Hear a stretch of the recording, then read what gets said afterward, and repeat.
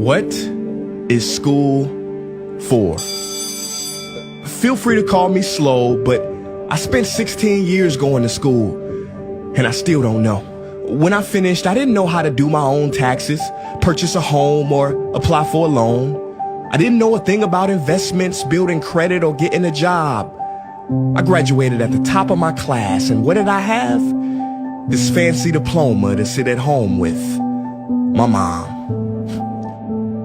But luckily, they did teach me some important skills like factoring trinomials and how mitochondria is the powerhouse of the cell.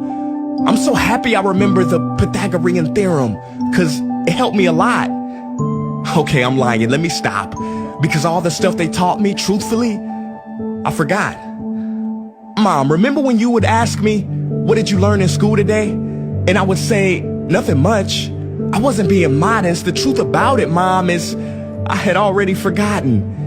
And it's not just me. Millions of students sing the same song. How many of you guys avoid eye contact with the teacher to try not to get caught upon? Afraid to raise your hand for fear of being wrong, which proves that school isn't an environment for learning or building up the intellect. It's just a game you play for grades and how many A's you can collect. But I guess what do you expect when the most commonly asked question in class is this gonna be on the test?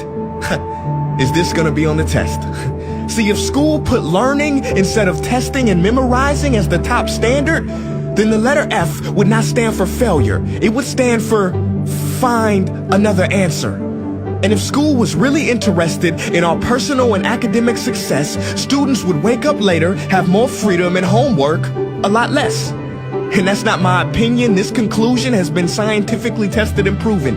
And any teacher that doesn't believe me, feel free to check my works cited page to inspect.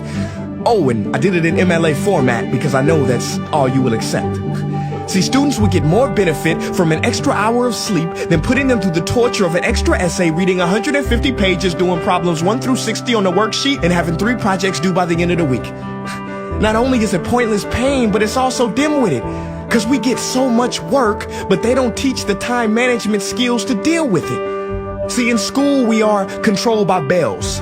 We have to learn in rooms with the feng shui of a prison cell. We have to ask permission to relieve bodily functions, but not before the teacher asks a million questions like, why didn't you go before class? I'm sorry, my bladder is kind of on its own schedule and it's not always timely. See, teachers always say, use your time wisely. But that never made sense to me. Because these 6 cruel hours of our lives we call school might literally be the worst use of time management ever in history. Think about it, the traditional teaching method is foolish. No, it's useless, multiplied by the square root of stupid. What they do is they cram information in your head, force feeding you, and then you throw it up on the test. That's not education, that's bulimia. And the more bulimic you are, the better you will do on their assessments. So it's no wonder why so many students graduate mentally and emotionally anorexic. See, school teaches you how to memorize dots. True education should teach you how to connect them. True education teaches you how to catch a fish. School teaches you, yeah, you caught the fish, but you didn't show your work, so it doesn't count. Throw it back. I'm just asking, what is school for? It's not education, that's just not true. If you still think that, you might be sniffing glue. See, the word education comes from the Latin root educe, meaning bring out, i.e. bring the gifts out of a person and make them viable. But school doesn't bring out much, it just stuffs more facts inside of you. Now some of that stuff is justifiable. We need reading, writing, and some arithmetic, that's fair. But are you telling me metamorphic and igneous rocks are more important than self-care? If suicide is the 3rd leading cause of death of ages 10 to 24, and Harvard studies suggest the biggest predictor for success is self-control and emotional health, then why the heck aren't we taught how to handle stress, bullies, or rejection? How about anxiety or depression? You know, skills we need for our entire lives. Bro, I don't even know how to cook. I'm honestly surprised I'm still alive. But hey, at least I can name all the battles that happened in the Civil War. Seriously, what is school for? Some say you need it to be successful, and that's something we do not doubt. But do you own a MacBook or iPhone? Did you know they both were created by a dropout? Are you watching this video on Facebook or YouTube? Doesn't matter which you choose. They both were created by dropouts. Ever use Snapchat, WhatsApp, shopped at Whole Foods? Well, thank a dropout. Does your home furniture come from IKEA? Okay, don't get the wrong idea. He was not a dropout. Don't be a fool. I mean, how could he drop out? Ingvar Kamprad, founder of IKEA, never even went to school. I know what you're thinking. He's just picking and choosing. There's millions who didn't go to school that aren't successful. Who is he fooling? And you're right. But open your history books and start perusing. You'll find the very people we idolize in school never really had formal and/or secondary schooling.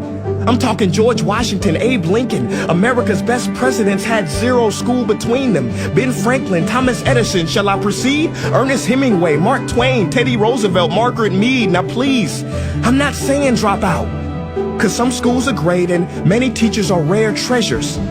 I'm saying that there's a difference between people who are smart and people who score better. I'm saying that your future is something that no test will ever measure. Even if that test begins in 3 letters like SAT, ACT, it's BS if they say those determine your LIFE. No, your destiny is in your hands. You must shape it to be great. So don't expect school to open doors, because it's more likely to slam them in your face. Sometimes I wonder about all the dreams lost in school and how much potential goes to waste.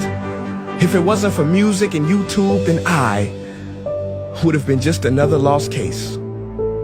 Everybody watching this, please, close your eyes. Imagine a child sitting in the back of some teacher's class in some town. He never raises his hand, he fails most of his classes, but inside of him, there is a passion. And if nurtured and brought out, will lead him to discover the cure for cancer. But you see, I'm afraid that that child's gift will never come out. He will never win the Nobel Prize award because in class he was ignored and his worth was judged only by his scores. So teachers, principals, parents, advisors, and students, I ask one more time, what is school for?